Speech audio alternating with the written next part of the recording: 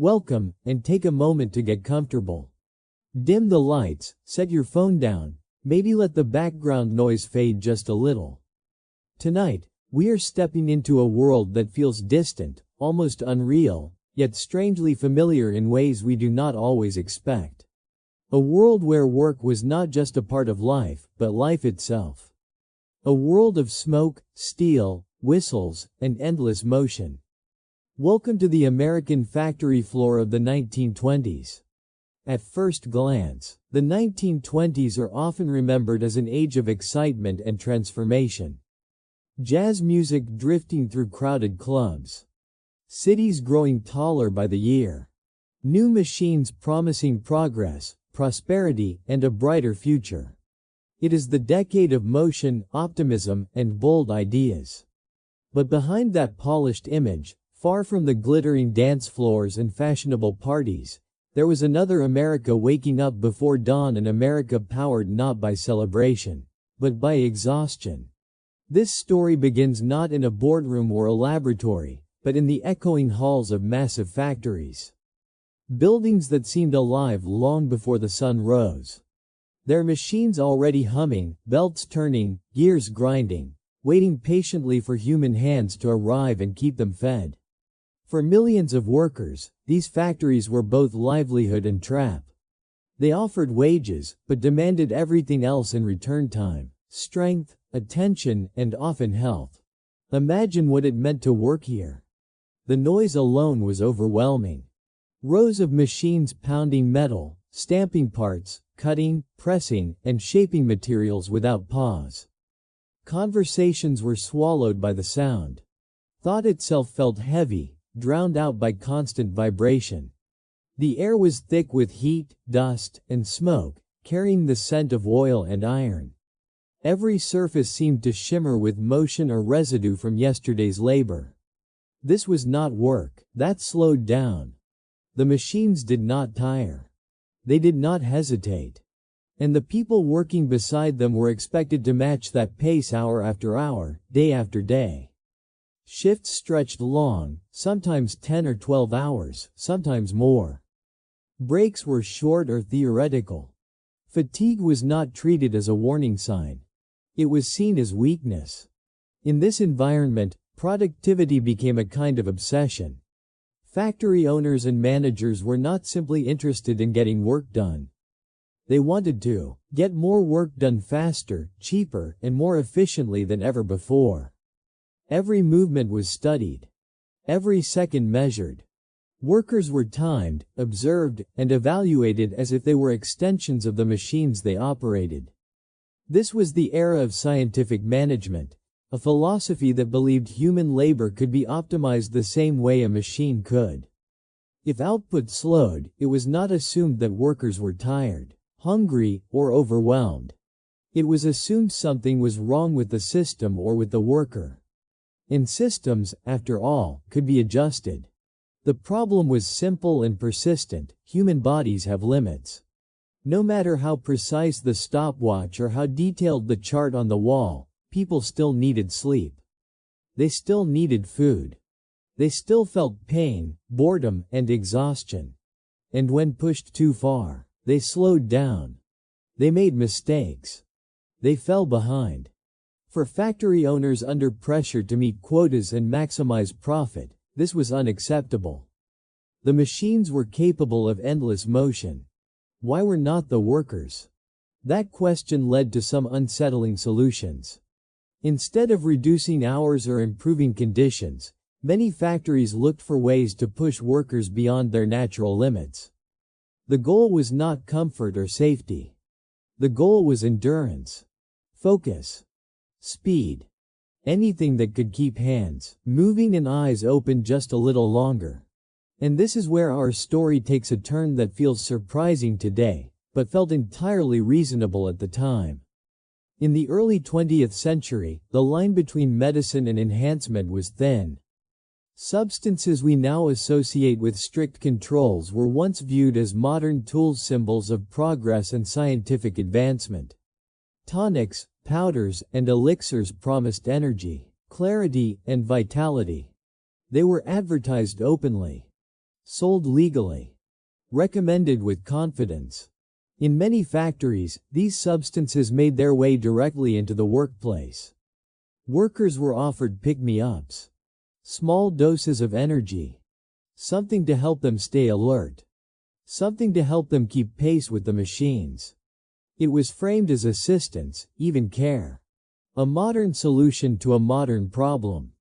And for exhausted workers, it was hard to say no. This was not a dramatic exchange. No secret meetings or whispered warnings. The substances were handed out casually, sometimes by supervisors, sometimes by company nurses. They were treated like coffee or vitamins or a routine part of the workday. Take this, and you will feel better. Take this, and the day will go faster. And often, it did. Workers felt sharper, more awake, less weighed down by fatigue. Their hands moved faster. Their focus narrowed. The noise became easier to tolerate. For a few hours, the impossible pace felt achievable. From management's perspective, the results were impressive. Output increased. Absences decreased. Complaints became harder to voice when energy was chemically reinforced. The factory floor moved faster, louder, and more efficiently than before. But beneath the surface, something else was happening. The human cost did not disappear, it was simply delayed. Fatigue returned harder later. Bodies paid the price after the shift ended. Dependency quietly took root. What started as a boost slowly became an expectation. Staying productive without it became harder. Falling behind became more likely. Yet in the moment, none of that mattered. Because tomorrow's problems were less urgent than today's quotas. This is the world we are exploring today. Not a single factory, but a system. Not a single decision, but a mindset. A time when progress was measured in output charts, and the solution to human exhaustion came in a small bottle instead of meaningful change. As we move forward, we will look closer at how these practices became normalized. Why substances like cocaine were once seen as helpful rather than harmful. How factory culture, scientific management, and social attitudes combined to create one of the most unsettling chapters in industrial history. This is not a story about villains twirling mustaches or heroes riding in to save the day. It is a story about systems, about incentives, pressures, and choices made in the name of efficiency. It is about what happens when productivity becomes more valuable than people, and when science is used to push limits instead of respecting them. So take a breath. Let the noise fade just a bit. Because now that you have stepped onto the factory floor of the 1920s, the machines are already running and the shift has only just begun. Before the factory machines ever roared to life, before the whistle sliced through the morning air, the workday had already begun for the people who labored inside those walls. Long before productivity charts, efficiency targets, or chemical solutions entered the picture, there was a quieter, more personal reality that shaped everything that followed. The way workers lived, slept, and woke each day in the 1920s. Imagine opening your eyes not because you feel rested, but because your body has learned to wake itself out of fear. The fear of being late. The fear of losing wages. The fear of falling behind in a system that showed little patience for mistakes. For many factory workers, mornings did not begin with calm or choice. They began abruptly, often in cramped boarding houses or shared apartments where privacy was rare and silence almost non-existent. These living spaces were designed for affordability, not comfort. Rooms were small, sometimes shared by multiple people who worked different shifts. Mattresses were thin. Windows let in cold air during winter and dust during summer. The sounds of coughing, footsteps, and distant street noise blended into a constant background hum. Sleep, when it came, was shallow and easily broken. There was no concept of winding down after work. After long shifts on their feet, workers returned home exhausted, ate whatever simple food they could afford, and collapsed into bed knowing the cycle would repeat itself in a matter of hours. Nights felt short. Rest felt incomplete. And yet, morning always came too soon. When the factory whistle blew at dawn, it was not a suggestion. It was a command. It cut through the city like a blade, echoing down streets and into homes, signaling that time now belonged to the factory. Miss that sound, and the consequences were immediate. Docked pay. Stern warnings. Replacement by someone else who needed the job just as badly. So workers rose, often still tired from the day before. Their bodies ached. Their eyes burned. Muscles stiffened from repetitive motion that never quite healed overnight. There was no time to stretch, reflect, or prepare mentally for the day ahead. Survival left little room for ceremony. Breakfast, if it could be called that, was quick and functional. A slice of bread. A weak cup of coffee. Sometimes porridge, thin and plain. Food was not about enjoyment or nutrition. It was fuel, and not very good fuel at that. There were no balanced meals designed to support physical labor. Calories were cheap. Quality was a luxury. And yet, this inadequate start was expected to carry workers through hours of intense, monotonous effort. Standing at machines. Lifting heavy materials. Repeating the same motions thousands of times. All while maintaining focus, speed, and accuracy.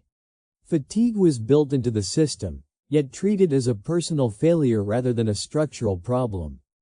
As workers walked toward the factory, often in groups, there was little conversation. Energy was conserved. Everyone knew what awaited them.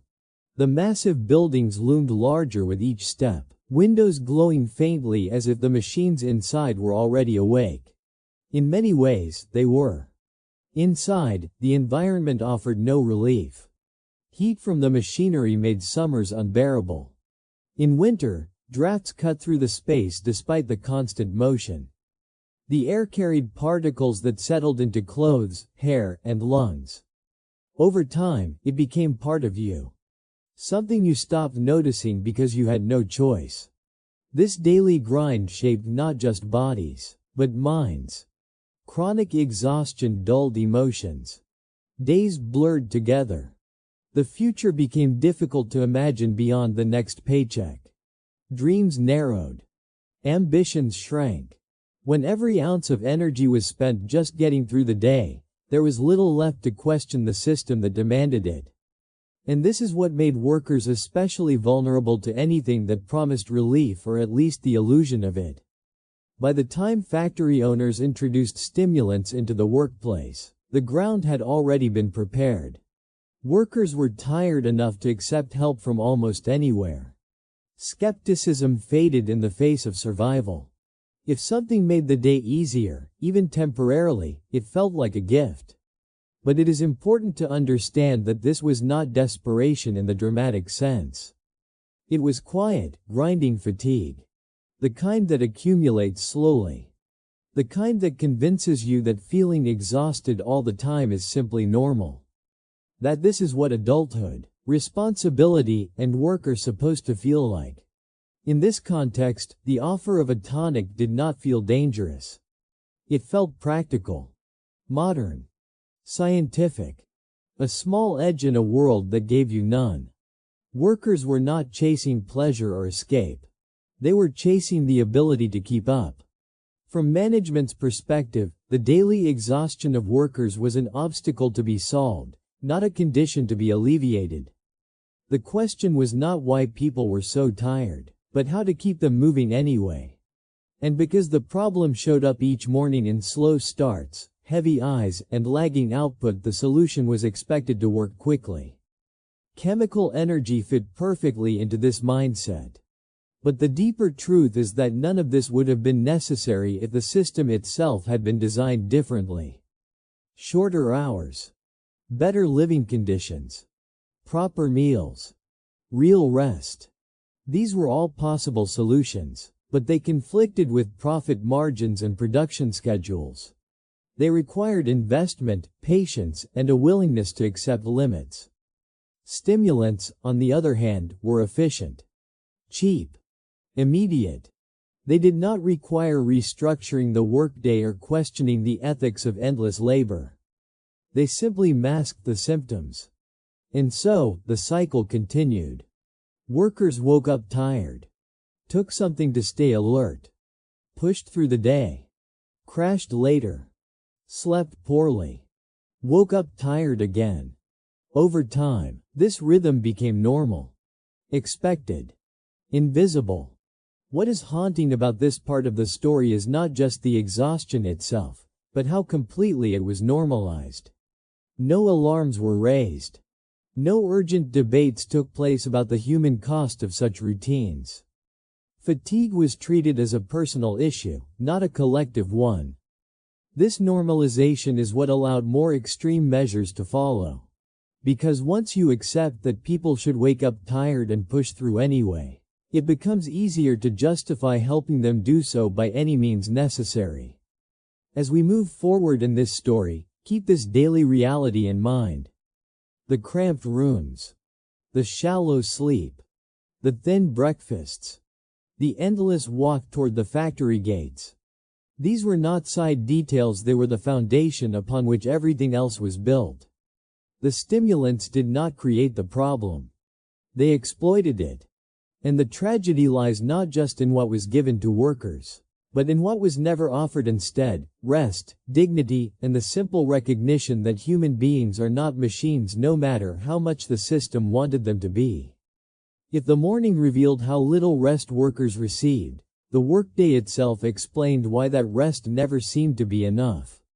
Sleep deprivation was not an occasional hardship in 1920s factory life, it was a permanent condition. A background state so common that few people questioned it. Being tired was not something that happened after a difficult week. It was simply how life felt. From the moment workers stepped onto the factory floor, their bodies were asked to perform against their own limits. The work was repetitive, demanding, and unforgiving. The same motions, over and over, hour after hour. Lifting, pulling, pressing, assembling. There was little variation and even less room for slowing down. Machines set the pace, and humans were expected to follow. This kind of labor drained energy in a way that modern people often underestimate. It was not just physical effort. It was mental strain as well. Workers had to stay alert to avoid mistakes that could damage materials, slow production, or draw the attention of supervisors. A moment of distraction could cost wages or reputation. In some cases, it could end a career. And yet, the body can only stay alert for so long. As hours passed, fatigue settled in. Muscles weakened. Focus narrowed. Reaction time slowed. But instead of recognizing these signs as natural warnings, factory culture treated them as obstacles to overcome. If someone slowed down near the end of a shift, it was not assumed they were exhausted. It was assumed they lacked discipline. There were no quiet rooms. No structured rest periods. Breaks, when they existed, were short and tightly controlled. Workers sat, drank water, maybe ate something small, and then returned to the noise. The expectation was clear: recovery should happen on your own time, not on company hours. The problem, of course, was that there was barely any time left for recovery. By the time workers left the factory, their bodies were already depleted. Walking home felt longer than it had that morning. Muscles ached with a deep, dull soreness that sleep alone could not fix. Hands cramped. Backs stiffened. Some workers carried minor injuries that never fully healed, because there was no chance to let them. Evenings passed quickly. There were chores to do, food to prepare, maybe family responsibilities to attend to. For many, the idea of leisure was theoretical. By the time they lay down, exhaustion took over almost instantly, but the quality of sleep was poor. Pain, noise, stress, and anxiety kept rest shallow and fragmented.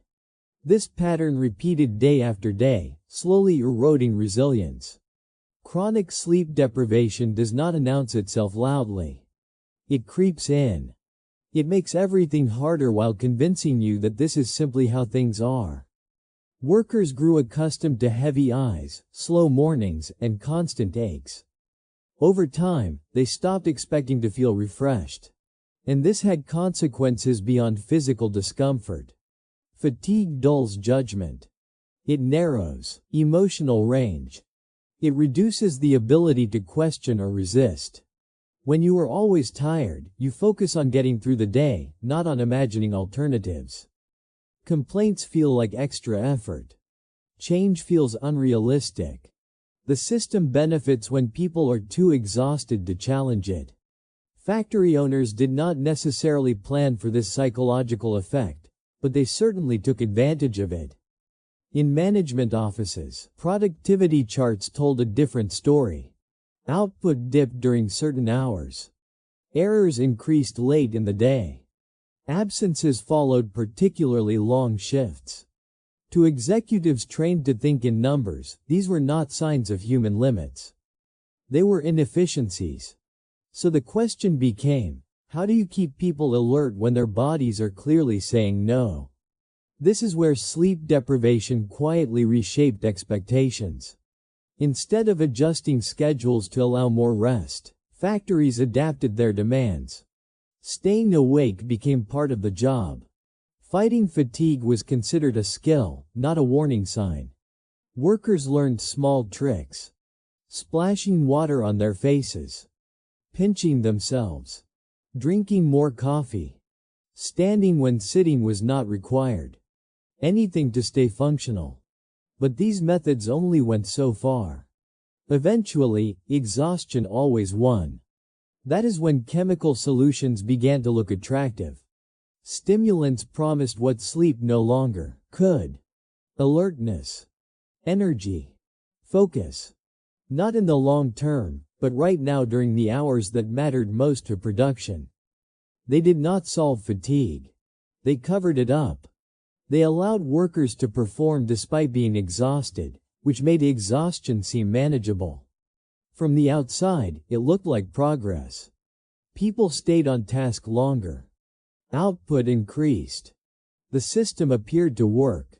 But inside the body, the cost accumulated.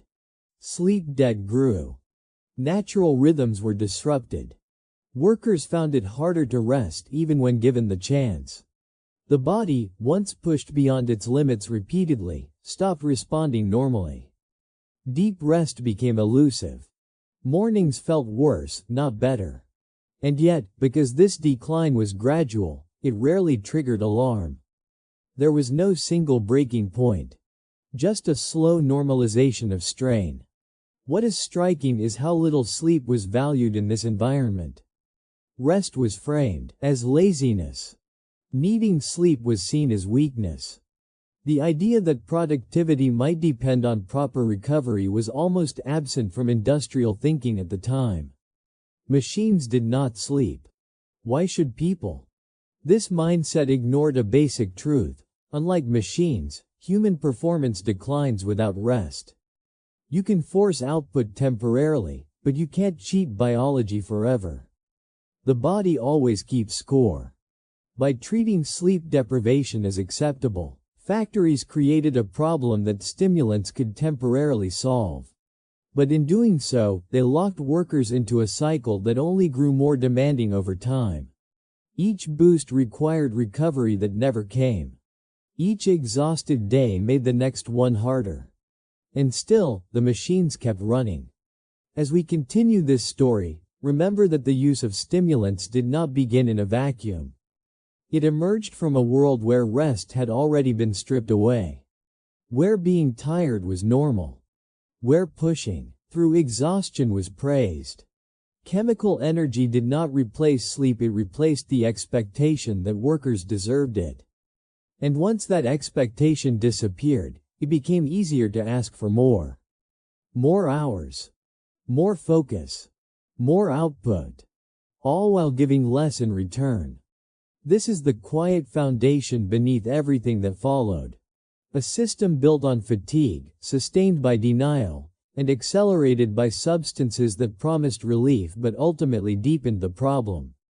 Next, we will look at how poor nutrition and inadequate meals made this cycle even harder to escape and why hunger, exhaustion, and stimulants formed a perfect triangle of dependency on the factory floor. By the time exhaustion and sleep deprivation had become an accepted part of daily life, there was another weakness quietly undermining workers from the inside out: food. Or more accurately, the lack of it. Nutrition in the 1920s industrial workforce was not designed to support long hours of demanding physical labor. It was designed to be cheap, filling enough to survive, and nothing more. For factory workers, meals were rarely something to look forward to. Food was functional. It existed to quiet hunger, not to restore strength. Breakfasts were thin and repetitive, lunches were rushed, and dinners depended entirely on what wages allowed. There was no careful balance of nutrients, no understanding of how food affected long-term energy or recovery. Hunger was common. Weakness was expected. The morning meal, if there was one, often consisted of stale bread, leftover porridge, or a cup of weak coffee. Protein was scarce. Fresh produce was unreliable. Many workers started their shifts already running on empty, hoping that adrenaline and habit would carry them through the hours ahead. The idea that breakfast should prepare the body for physical labor simply was not part of working-class reality. Lunch did not offer much relief. Breaks were short, and food options were limited. Workers brought simple meals from home: bread, maybe cheese, perhaps a small piece of meat if they were lucky. Some factories had nearby vendors selling cheap food, but quality was inconsistent. Meals were eaten quickly, often standing or sitting on hard surfaces, surrounded by noise and pressure. There was no time to digest, no chance to relax. Food went in, work resumed immediately. By mid-afternoon, energy levels dropped sharply. This was not a mystery. Bodies deprived of rest and proper nutrition naturally slowed down. Blood sugar dipped. Muscles weakened. Focus faded. And once again, this decline was treated not as a signal to stop, but as a problem to solve. Hunger and fatigue fed into each other. Poor meals made exhaustion worse. Exhaustion made it harder to prepare better meals. Workers lacked the time, money, and energy needed to improve their diet. Even those who understood that food mattered had little power to change their situation. From management's point of view, nutrition was not their responsibility. Wages were paid. What workers ate outside the factory was considered a personal matter. Yet the effects of undernourishment showed up clearly on the factory floor: slower movement, lower output, more mistakes. And once again, the response was not to address the root cause. Instead of providing better meals or longer breaks, factories leaned further into short-term solutions. Stimulants became more appealing in a workforce already weakened by hunger. When your body lacks fuel, anything that creates the illusion of energy feels powerful. This is where the combination became especially dangerous. Sleep deprivation, physical fatigue, and poor nutrition formed a perfect storm. Each problem intensified the others. And in the middle of it all, chemical stimulants stepped in as a false answer. Workers did not necessarily understand why the tonics worked. They only knew that after taking them, hunger felt distant. Fatigue became manageable. Focus sharpened. The body felt lighter, faster, more capable, at least for a while. In reality, these substances did not replace nutrition. They bypassed it. They forced the body to keep going without the resources it needed. It was like pressing harder on the accelerator when the fuel tank was nearly empty. For management, the results looked good. Productivity rose. Complaints about tiredness and hunger became less frequent. Output stabilized during hours that previously lagged. The system appeared more efficient. But efficiency came at a cost that was not immediately Visible. Undernourished bodies pushed beyond their limits do not recover easily. Muscles break down faster. Immune systems weaken. Minor illnesses linger longer. Injuries heal more slowly. Over time, workers became more vulnerable, not less. Yet because stimulants masked these effects, the decline remained hidden. Workers showed up. Machines kept running. The numbers looked acceptable. What makes this chapter of the story especially unsettling is how normalized it all was. Hunger was common, enough to be unremarkable. Eating poorly was not considered a crisis. It was just life. And when something came along that made hunger easier to ignore, it was welcomed rather than questioned. There was also a social element to this acceptance. Many workers came from backgrounds where scarcity was familiar. Economic insecurity shaped expectations. If life had always involved making do with little, then working through hunger did not feel unusual. It felt responsible. Factories benefited from this mindset. The less workers expected, the easier it was to give them substitutes instead of solutions. And so, poor nutrition remained a constant undercurrent. It weakened the workforce while making them more dependent on artificial energy. The worse meals became, the more effective stimulants seemed. The more stimulants were used, the less urgent proper food appeared. This feedback loop tightened quietly. By the time factory owners formally introduced energy programs or workplace tonics, they were not introducing something foreign. They were offering an answer to problems workers already felt in their bodies every day. The ache, the hunger, the heaviness, the sense that no amount of rest or food ever quite restored what work took away. But again, this was not a solution built to last. You can't nourish a workforce with chemicals alone. You can't replace food with stimulation and expect no consequences. Eventually, something has to give. What is striking is how rarely anyone stopped to ask whether productivity itself had become the problem. Instead of questioning the demand for constant output, factories focused on pushing human limits further. When bodies faltered, they were not protected, they were modified. As we continue forward, the picture becomes clearer. Stimulants did not appear suddenly or mysteriously. They slid naturally into a system already weakened by exhaustion and hunger. They promised efficiency without change, performance without care. And for a while, that promise seemed to hold. Next, we will look closely at how these substances were introduced and normalized inside factories, how tonics were framed as modern, helpful tools, and why so many workers accepted them without resistance. By the time stimulants entered the factory floor in an organized way, the conditions were already set. Workers were tired before the day began, drained by long hours, weakened by poor nutrition, and accustomed to pushing through discomfort without complaint. In that environment, the arrival of tonics did not feel radical. It felt practical, almost inevitable. These substances were rarely introduced as drugs. That word carried discomfort, uncertainty, and risk.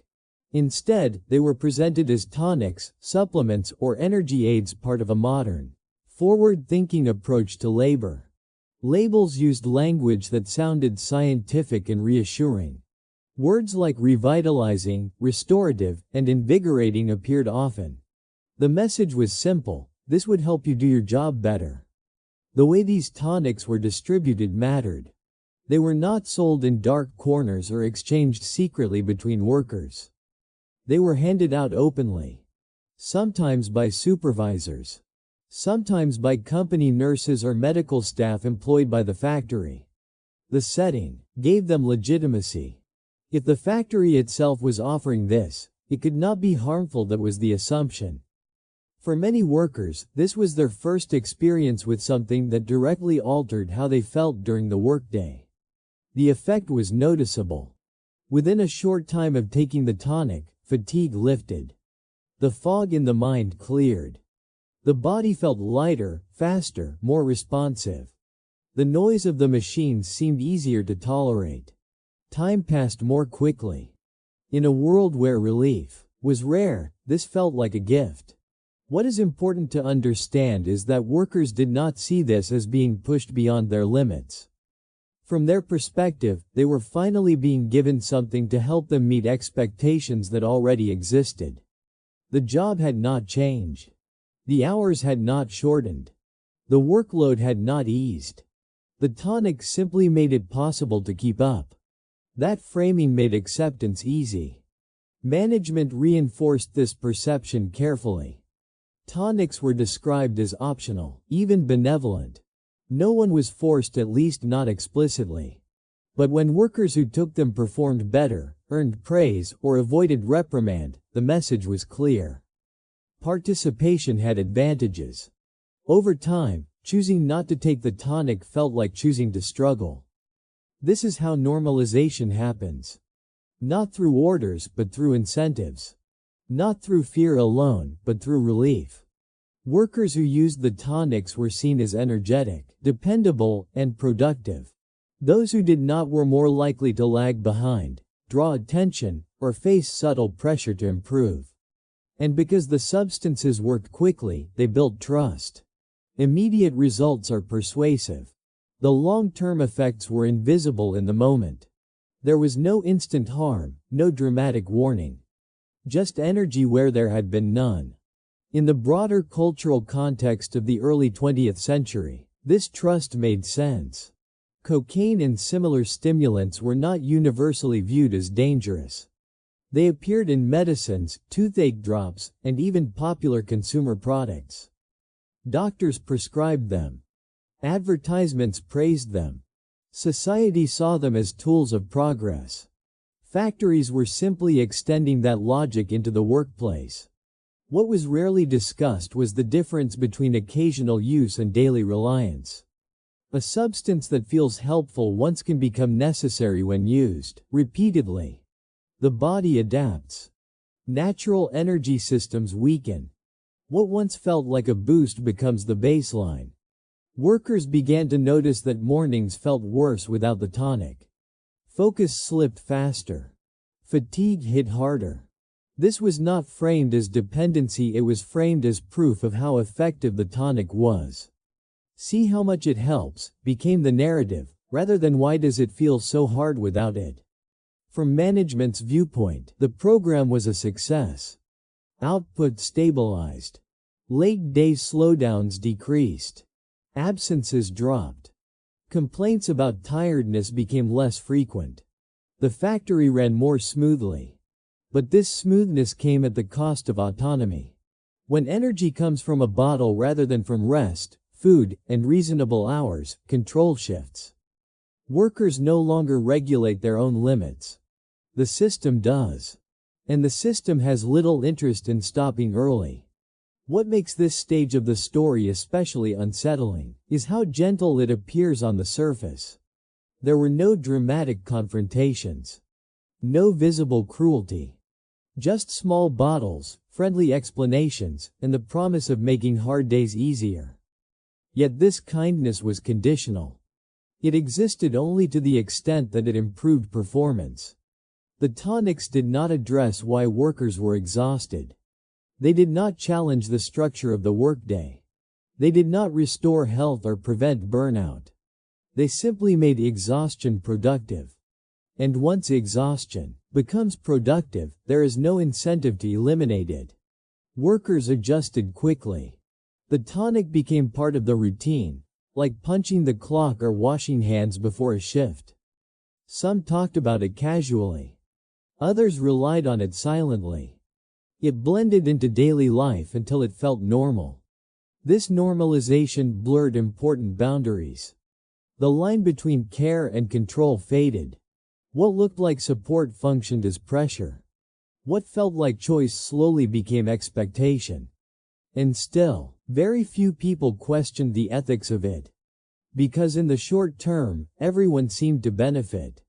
Workers got through the day more easily. Managers hit their targets. The factory prospered. The problem with short-term benefits is that they hide long-term costs. As reliance increased, so did tolerance. Some workers needed larger amounts to feel the same effect. Others felt irritable or drained when the stimulant wore off. Sleep became more difficult. Appetite changed. The cycle tightened. But these changes unfolded quietly, individually. There was no collective alarm. Each person experienced their own version of decline, often assuming it was a personal failing rather than a systemic one. And that is how the system protected itself. By framing tonics as help, factories avoided asking harder questions. Why are people this tired? Why do they need chemical assistance to meet expectations? What would happen if we slowed down? Those questions threatened profit. Tonics did not. As we move forward, we will see how this dependence deepened, how stimulants became not just helpful, but necessary, and how the culture of efficiency turned chemical endurance into a workplace norm rather than an exception. Because once the body is no longer allowed to say enough, the system will keep asking for more. By the time stimulants were quietly normalized on the factory floor, one key detail remained deliberately obscured: what was actually inside them. Workers were rarely given full explanations. Ingredients were vague, labels technical, and questions discouraged not through force, but through culture. In an environment where authority was rarely challenged and survival depended on compliance, curiosity felt risky. The tonics were described in broad, reassuring terms: energizing, restorative, scientifically developed. These phrases created confidence without providing information. For most workers, that was enough. Trust was not built on transparency. It was built on results. If something made the day easier, if it helped them keep up, then the details seemed less important. This was not a time when ingredient disclosure was standard. Consumer protections were limited. Many medicines contained powerful substances without clear labeling. The public largely trusted manufacturers, doctors, and institutions. Factories benefited from that trust. In some cases, workers suspected the tonics were strong. They could feel it: sharp focus, sudden energy, racing thoughts. But suspicion did not automatically lead to resistance. Modern work required modern solutions. If science could make machines faster, why not people? This mindset allowed stimulants including cocaine or derivatives to be used without alarm. At the time, these substances were not universally viewed as dangerous. They appeared in medical treatments, dental products, and everyday remedies. Risks were underappreciated. Benefits were emphasized. Factories leaned into this ambiguity. Minimal explanation avoided difficult conversations. Management did not have to justify chemical assistance, acknowledge dependency, or confront ethical concerns. For workers, the lack of information created detachment. The tonic became a tool, not a substance to analyze. Take it, feel the effect, move on. There was no language to describe concern, little time to reflect. Normalization deepened, something powerful became mundane. Over time, workers noticed patterns: the tonic worked quickly, wore off predictably, the day felt heavier without it. These observations stayed personal, rarely discussed. There was no forum for collective questioning, no safe space to compare experiences. Even if someone wondered what they were taking, the question often ended there. Knowing the answer did not change the reality of the workday. Refusing the tonic meant struggling. Accepting it meant surviving. Choice was theoretical. Management understood this. By not forcing workers, factories avoided overt responsibility. Participation was technically voluntary, but non-participation was costly. Falling behind was visible. Productivity tracked. Comparisons constant. Those who declined risked being labeled slow, unreliable, or difficult. Most complied quietly. The hidden ingredients also protected the illusion of safety. If something is not named, it is harder to fear. Cocaine, stripped of identity and framed as energy, lost its edge. It became abstract, harmless sounding, clinical. Workers could distance themselves emotionally from what was happening in their bodies. Changes in mood, sleep, or appetite were attributed to stress, age, or bad luck, not the tonic. Without clear information, cause and effect blurred. From the factory's perspective, ambiguity was ideal. Productivity gains remained high. Questions remained low. The system functioned smoothly. But beneath the surface, subtle shifts were occurring. Some workers slept poorly. Others felt restless or irritable during off hours. Appetite changed. Emotions flattened or intensified. These effects were rarely dramatic but accumulated. Exhaustion masked side effects. Hunger hid imbalance. Stress explained everything else. Lack of transparency prevented informed consent, though that term was not widely used. Workers could not weigh risks they did not know existed. They could not make meaningful choices. Bodies became sites of experimentation without acknowledgement. What is unsettling is how calmly this unfolded. No mass protests. No scandals. No public outrage. The practice slipped into routine because it aligned with existing values: efficiency, obedience, faith in progress. Factories did not need to lie aggressively. They simply did not explain. This silence reveals power. Those who controlled information controlled the narrative. Those who needed wages accepted what they were given. A system quietly reshaped human limits. As science and regulation evolved, these practices came under scrutiny. But during the 1920s, they existed in a gray zone: legal, accepted, largely unquestioned. And that gray zone is where consequential decisions are made. By the time concerns surfaced, damage was woven into daily routines. Dependence had formed. Expectations shifted. Enduring the workday without chemical assistance felt increasingly unrealistic. This is the danger of hidden systems. When people do not know what they are part of, they can't resist it. When effects are gradual, they feel normal. When productivity improves, moral questions are postponed. Key point 6 reveals the core issue. The problem was not just the substance. It was absence of knowledge, imbalance of power, and the quiet replacement of consent with necessity. Next, we will examine how these effects manifested on the factory floor, how behavior shifted, how coworkers noticed subtle differences, and how chemical endurance reshaped the very culture of work itself. Once stimulants were woven into daily routines, their effects became visible almost immediately, not in dramatic or chaotic ways, but in subtle shifts across the factory floor. The change was not announced. It was observed. Movements grew sharper. Hands worked faster. Faces looked more alert, even when bodies were clearly worn down. From the outside, it looked like progress. Workers who had struggled through the final hours of a shift now stayed active longer. The usual midday slowdown softened. Machines that once outpaced human rhythm now felt easier to follow. Supervisors noticed fewer pauses, fewer mistakes, fewer signs of lagging focus.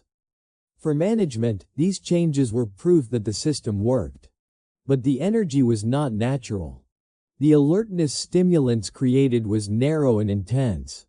Workers described feeling locked in, focused on the immediate task in front of them, less aware of time passing or discomfort in their bodies. This kind of concentration had benefits: repetitive work felt smoother, less mentally draining. The noise faded into the background. The day seemed to move faster. Yet this focus came with trade-offs. Conversations became shorter. Expressions flattened. Laughter was rare. Some workers appeared restless, constantly moving even when stillness would have made more sense. Others grew irritable, snapping at small frustrations. These changes were not disruptive enough to draw attention, but they subtly reshaped the social atmosphere. The factory floor became quieter, not because conditions improved, but because workers were more inwardly focused. From management's perspective, this emotional flattening was useful. Fewer complaints. Less visible fatigue. Less resistance. A workforce absorbed in tasks is easier to manage than one that questions them. Coworkers noticed differences among themselves. Those who regularly took the tonic seemed faster, more driven, sometimes even competitive. Others felt pressure to match that pace, whether or not they used the stimulant. The baseline for acceptable performance shifted upward. This is one of the most powerful effects of artificial energy. It changes expectations for everyone. When some workers can push beyond natural limits, the system recalibrates. What once counted as hard work becomes the new normal. Falling short is no longer about exhaustion, it is about effort. And effort, in this environment, was treated as a moral quality. Those who struggled without stimulants felt increasingly inadequate. The work had not changed, but their ability to meet its demands had. Some eventually began using the tonic not because they wanted to, but because they felt they had to. This pressure was not written down. It was not spoken aloud. It lived in glances, comparisons, and performance charts. In a place where output was measured constantly, differences were hard to ignore. Over time, stimulants did not just increase productivity, they reshaped identity. Being a good worker meant being fast, focused, and tireless. Needing rest became invisible. Slowing down became suspicious. And yet, beneath the surface, the body was keeping score. The sharp focus created by stimulants often came at the expense of broader awareness. Workers were more likely to miss subtle warning signs: strain in a muscle, dizziness, mounting stress.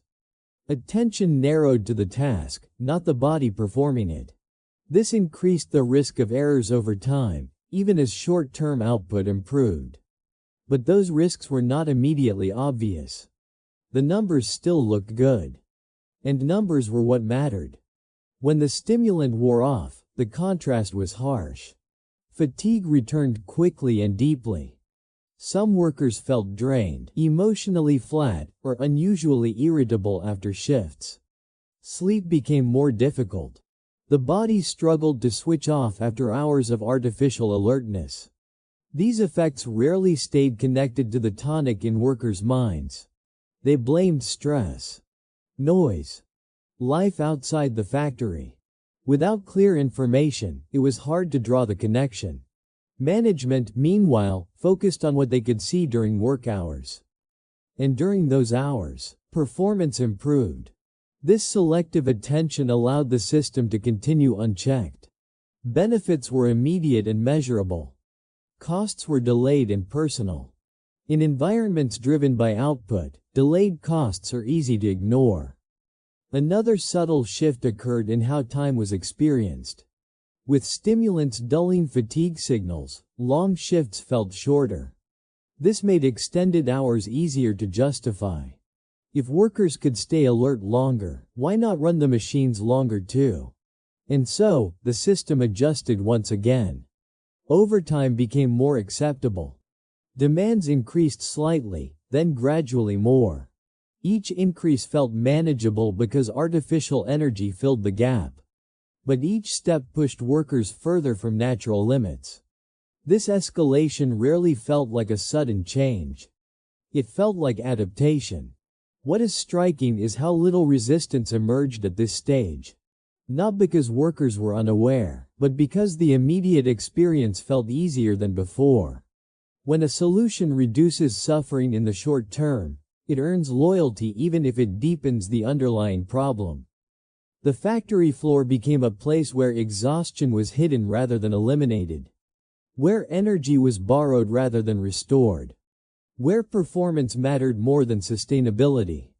And once that culture took hold, it reinforced itself. New workers learned quickly what was expected. The pace. The focus. The endurance. Those expectations were not explained, they were demonstrated. To fit in, you adapted.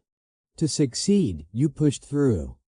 The stimulant was not the cause of this culture, but it accelerated it. It allowed the system to demand more without appearing cruel. It masked strain behind efficiency. This is the quiet danger of artificial solutions to human problems. They do not challenge the system that creates the problem. They help it run more smoothly. By this point in the story, the factory no longer simply consumed labor. It optimized it chemically. Human limits became adjustable variables. Energy was no longer something workers managed themselves, it was something the system provided and controlled. As we continue, we will look at how management formalized these practices, how productivity programs framed chemical endurance as innovation, and how scientific language was used to justify pushing workers further than ever before. Because once artificial energy proves effective, it does not stay optional for long. As stimulants proved effective on the factory floor, management began to do what it always did with anything that increased output: formalize it. What started as an informal aid slowly became part of a broader philosophy of work, one rooted in efficiency, measurement, and control. This was the age of scientific management, and it offered the perfect language to justify what was happening. Scientific management promised order in a chaotic, industrial world. Every motion could be analyzed. Every task optimized. Every second accounted for. Workers were no longer just people performing jobs. They were variables in a system designed to maximize results. Charts replaced intuition. Stopwatches replaced judgment. And now, chemistry joined the toolkit.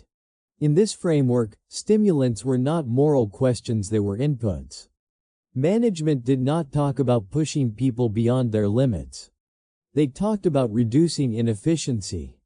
They did not describe exhaustion. They described performance dips. The human body was reframed as something that could be calibrated, tuned, and improved, just like a machine. Tonics were presented as innovations. Evidence of progress. A sign that the factory was modern and forward-thinking. If workers felt tired, it was not because the system was flawed, it was because their energy levels needed adjustment. This language mattered. It stripped the situation of emotion and ethics. Once endurance became a metric, there was no room to ask whether it should be demanded in the first place. Managers held meetings, reviewed data, and noted improvements after tonic programs were introduced. Output curves smoothed. Downtime shrank. Errors appeared more predictable. These results reinforced the belief that the approach was not only effective but responsible. And because the system was framed as scientific, it carried authority. Science implied neutrality, objectivity, progress. Questioning it felt irrational or backward. Workers, meanwhile, absorbed this logic without ever being invited into it. They were not asked whether chemical endurance felt right or sustainable. Their role was to perform. The system would decide what was necessary. This shift changed how responsibility was understood. If a worker collapsed from exhaustion, it was not the system's fault. The system had provided support. If someone struggled, they simply had not adapted well enough. Scientific language turned human strain into personal failure. Over time, this mindset reshaped expectations permanently. The baseline for productivity rose. What had once required extraordinary effort became standard. New hires were trained into a pace that previous generations would have found extreme but now felt normal. And because stimulants helped meet those expectations, there was no incentive to lower them. This is the paradox of efficiency-driven systems. Every improvement becomes an excuse to demand more.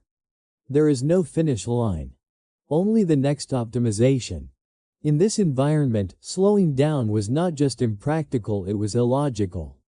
Why reduce output when tools existed to maintain it? Why shorten hours when people could stay alert longer? Why redesign work when chemistry could solve the problem faster? Scientific management did not see people suffering. It saw numbers behaving as intended. Yet behind the charts and graphs, the cost continued to accumulate. Bodies wore down. Dependence deepened. The distance between what workers felt and what the system acknowledged grew wider. But because everything was working on paper, there was little motivation to change.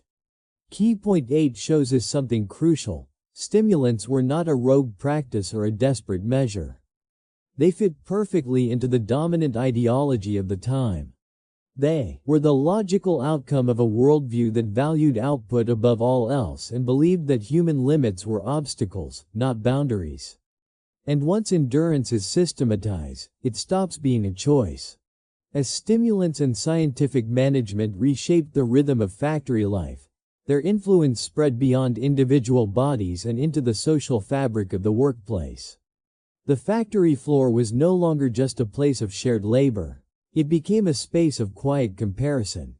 Productivity was not only tracked by managers, it was felt between workers, subtly and constantly. Before these changes, exhaustion had been a shared experience. Everyone slowed down together. Everyone felt the weight of long hours and heavy work. There was an unspoken understanding that fatigue was part of the job, and that struggling did not make you weak, it made you human. That shared reality created a kind of solidarity, even in difficult conditions. But artificial energy disrupted that balance. When some workers could maintain speed and focus longer than others, differences became more visible. The gap was not always large, but it was enough to be noticed. One person finished tasks faster. Another rarely asked for short pauses. Someone else seemed unaffected by late-day fatigue. These differences did not need to be explained out loud. They spoke for themselves. Comparison crept in quietly. Workers began to watch each other more closely, not out of malice, but out of necessity. Falling behind had consequences. Being seen as slow or unreliable could affect shifts, pay, or job security. In an environment where survival depended on performance, awareness of others' output became unavoidable. This awareness created pressure not imposed directly by management, but generated within the group itself. Those who relied on tonics often did not boast about it. There was no pride in chemical endurance. But their performance set a new standard. Even workers who preferred not to use stimulants felt compelled to keep up. The baseline for acceptable effort shifted upward without ever being formally announced. And because this shift happened gradually, it felt natural. Social relationships changed as a result. Conversations during breaks became shorter and more guarded. Complaints were less openly shared. Admitting exhaustion felt risky when others appeared unaffected. Vulnerability faded, replaced by quiet endurance. This erosion of openness mattered.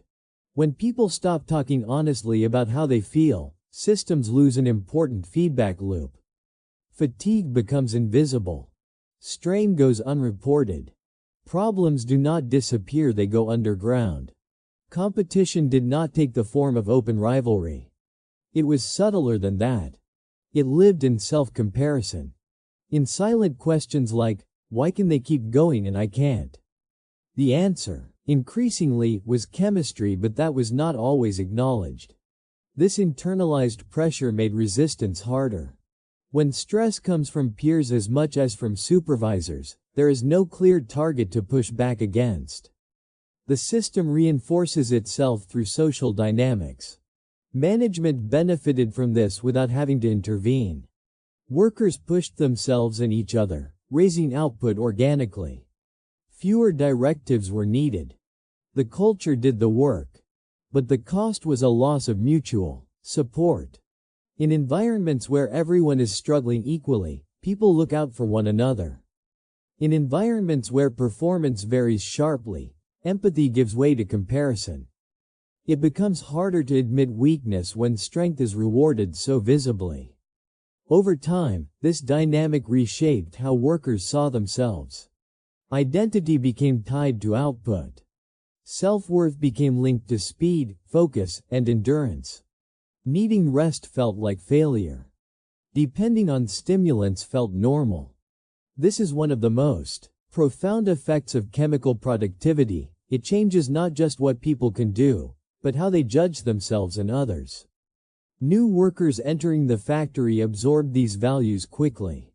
They learned the pace by watching others. They learned what was expected without being told. If they struggled, the solution was not to ask why the work was so demanding, it was to find a way to adapt. The tonic offered that adaptation. And because everyone was adapting individually, collective questioning faded. There was no shared moment of realization. No clear line where the system crossed from demanding to exploitative. It happened incrementally, quietly, through countless small adjustments. What makes this stage of the story especially powerful is how human it is. No one needed to act with cruelty. No one needed to enforce compliance aggressively. People simply responded to incentives, pressures, and examples around them. Yet the outcome was the same, a workforce pushing itself beyond sustainable limits, with chemistry smoothing the path. As the culture shifted, so did memory. Workers who had once known a slower pace began to forget it.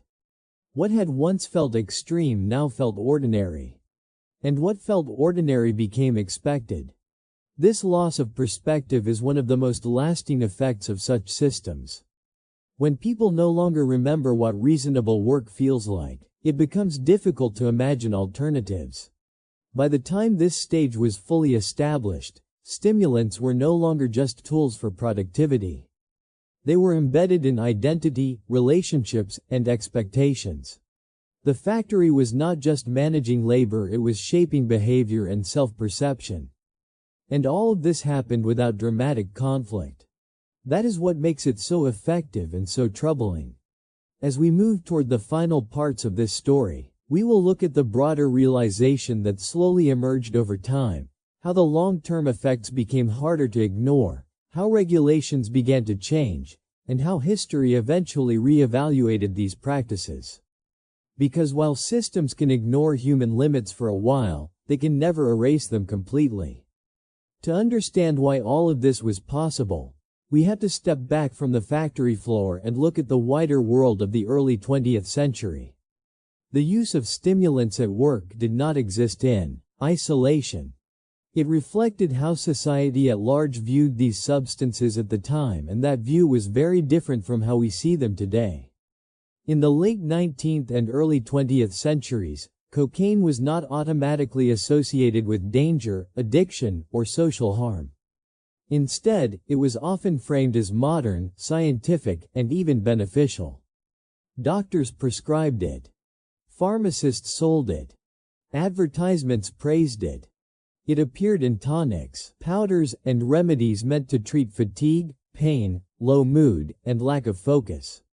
For many people, cocaine represented progress. Medicine in this era was still evolving.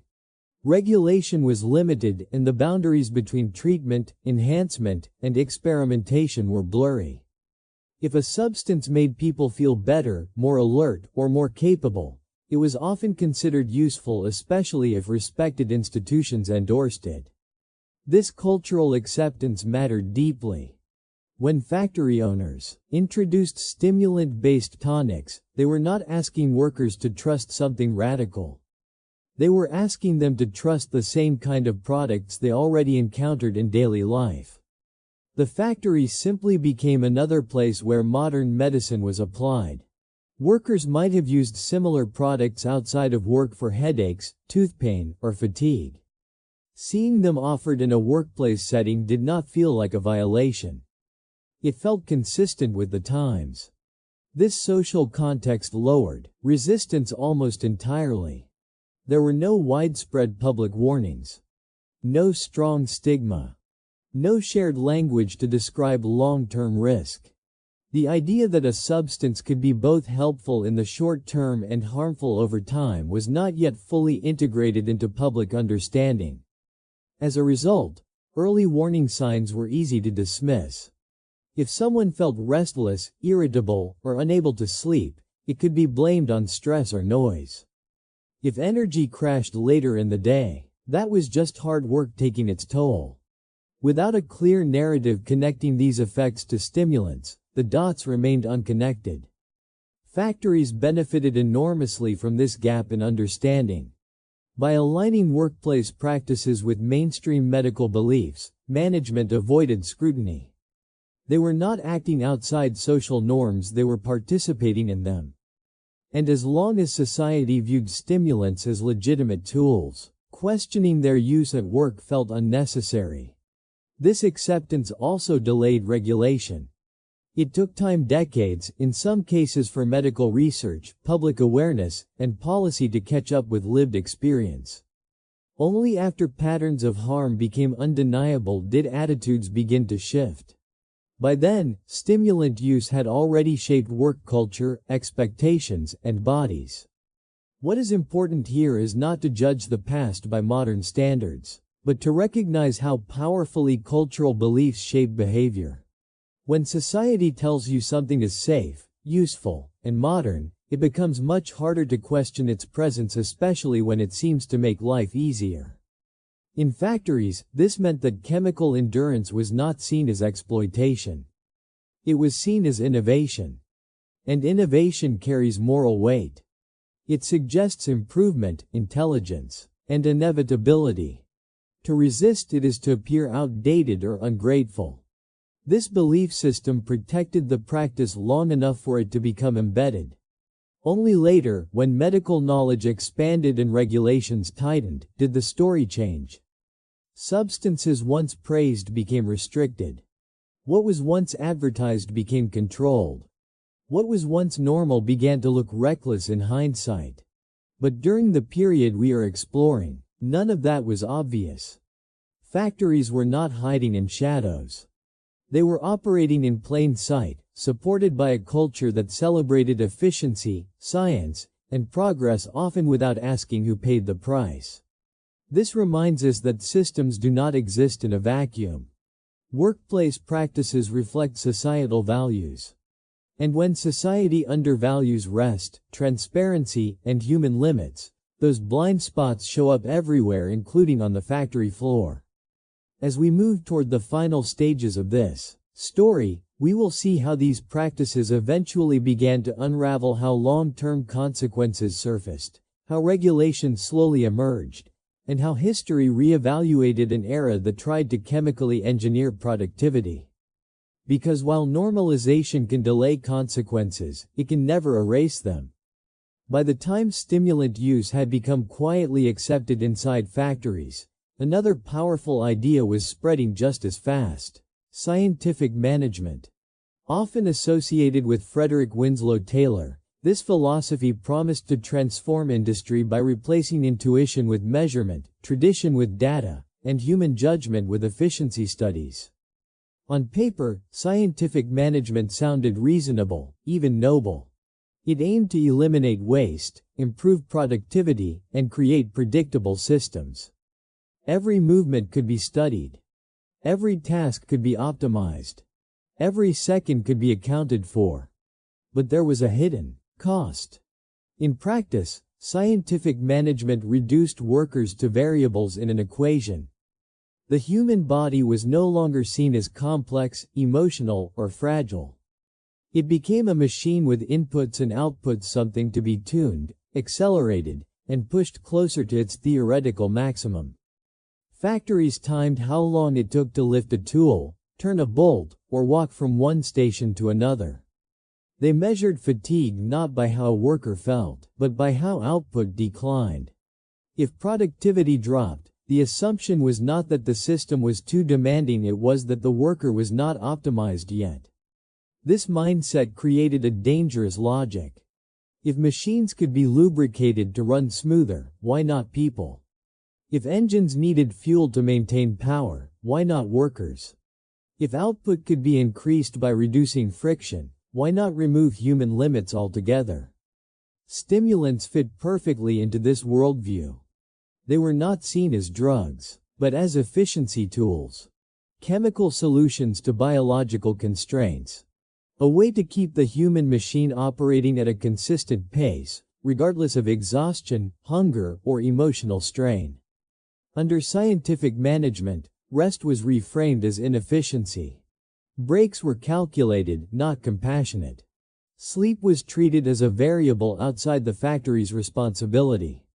What mattered was what happened on the floor, how fast hands moved, how long attention held, how rarely output dipped. When stimulants allowed workers to maintain speed longer, they validated the system's assumptions. Management could point to the numbers and say, "See, the model works." But the numbers hid what was not measured. They did not capture anxiety. They did not capture emotional numbness. They did not capture the quiet toll of forcing alertness when the body demanded rest.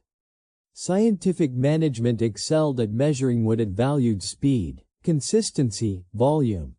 It failed entirely at measuring what it ignored: well-being, dignity, sustainability. Over time, workers internalized these expectations. If productivity was the ultimate measure of worth, then slowing down felt like failure. Needing rest felt like weakness. Declining a stimulant felt like refusing progress. The system did not need constant enforcement. It taught people to police themselves. This is where chemical productivity became truly powerful. It did not just push bodies harder, it reshaped identity. Workers began to define themselves by output, by endurance, by how much they could give before breaking. Scientific management offered a clean, logical story: efficiency equals success. But it stripped away context.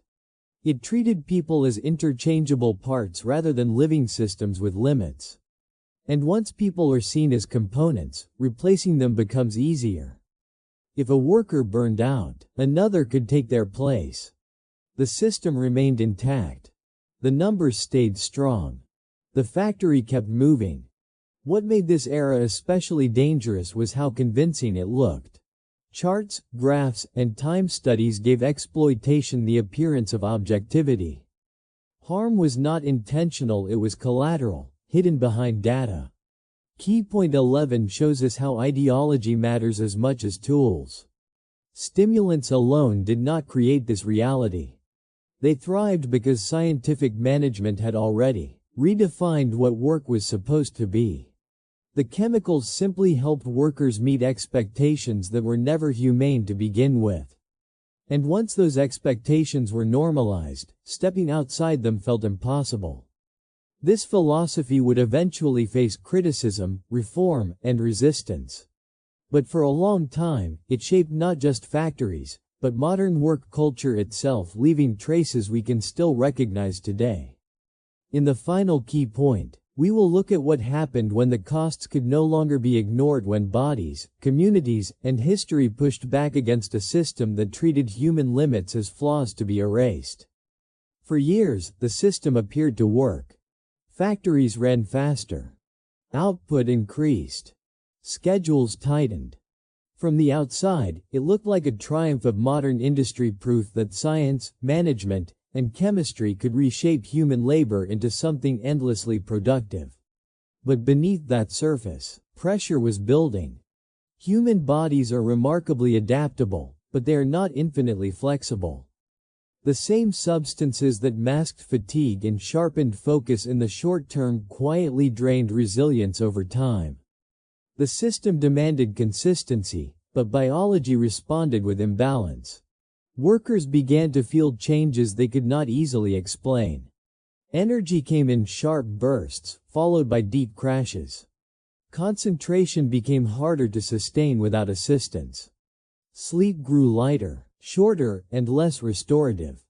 Irritability crept in, then emotional flatness. People felt alert but disconnected, present but distant from themselves. At first, these effects were treated as personal issues.